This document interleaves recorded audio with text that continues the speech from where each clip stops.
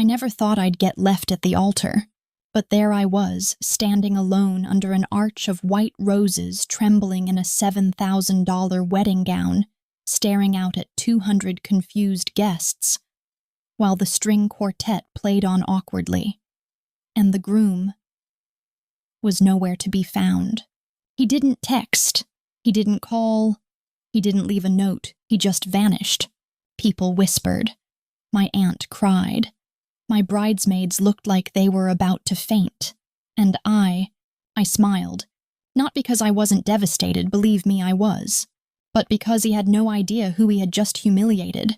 And soon he was going to find out.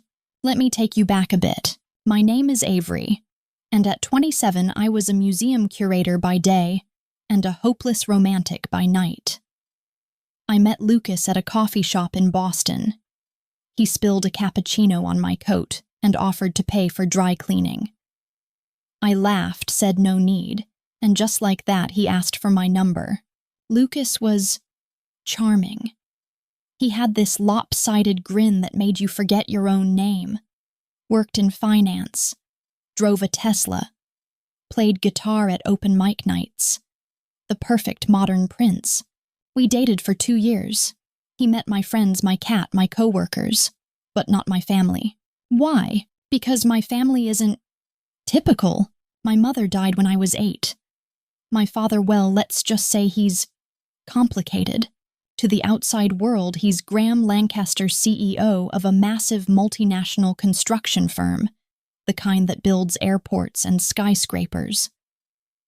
To me, he was the man who visited twice a year, sent impersonal birthday cards, and never came to my graduation. He and my mother were never married. I was raised by her sister, my Aunt Mel, in a cozy brownstone in Cambridge. Dad paid for the house, the schooling, the violin lessons, but emotionally, he was a ghost. Still, I always told myself if I ever needed him, truly needed him, he'd be there. Spoiler, I was right, but not in the way I expected. Lucas never asked much about my background. He once joked, "You're too polished to be middle class, but too humble to be rich." I can't figure you out. I just smiled and said I liked the mystery. When he proposed at a candlelit rooftop bar with a custom-cut emerald ring, I said yes before he could finish the question. I was in love. Or at least I thought I was. The wedding planning was intense.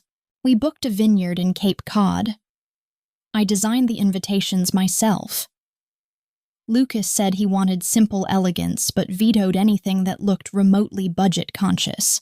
He liked looking rich. The irony still makes me laugh. Every time something got expensive, he'd say, "You've got savings, right, babe?" And I did. But they weren't savings from my museum job.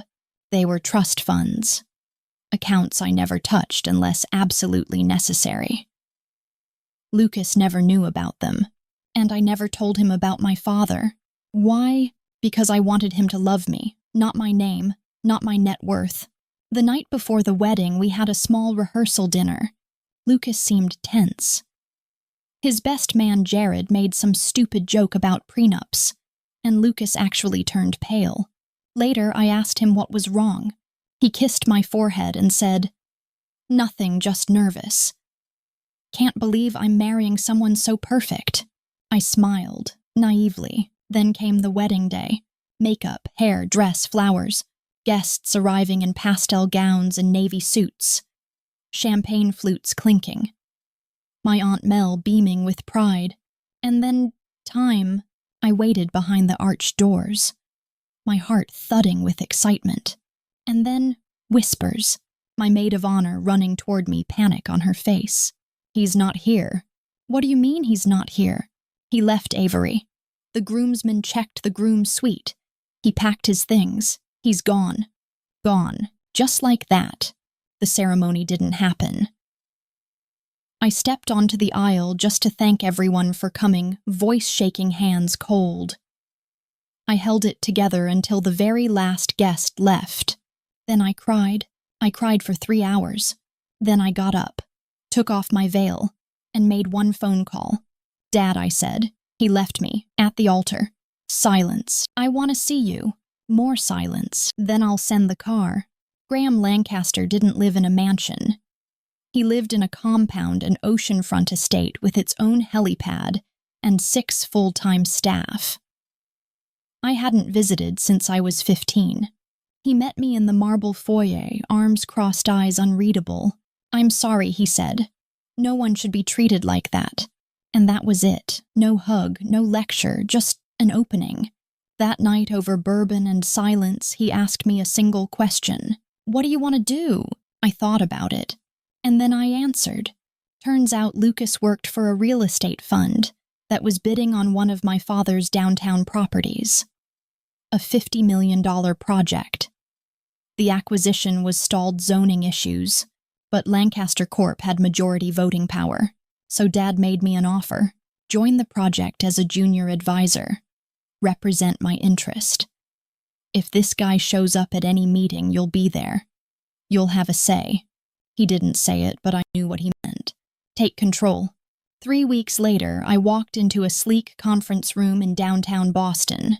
Lucas was there laughing smug in his Hugo Boss suit. Until he saw me.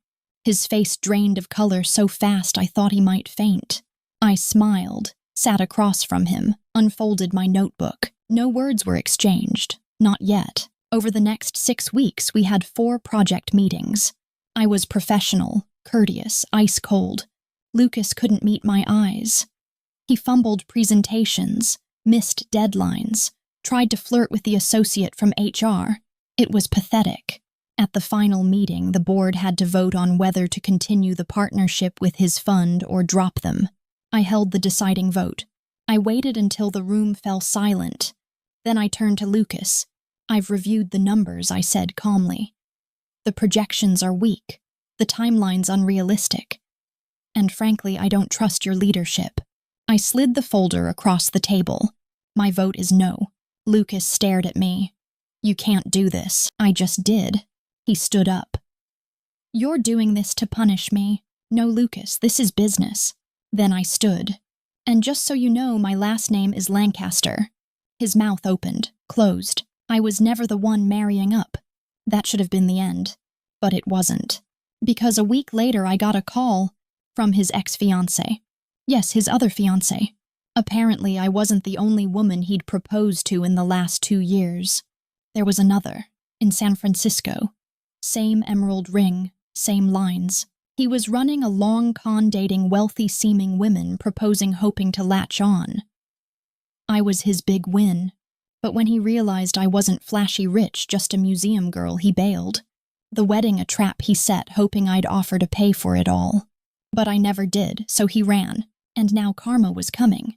The San Francisco woman, her name was Elise, wanted to go public. She had receipts, photos, texts. I offered her my support.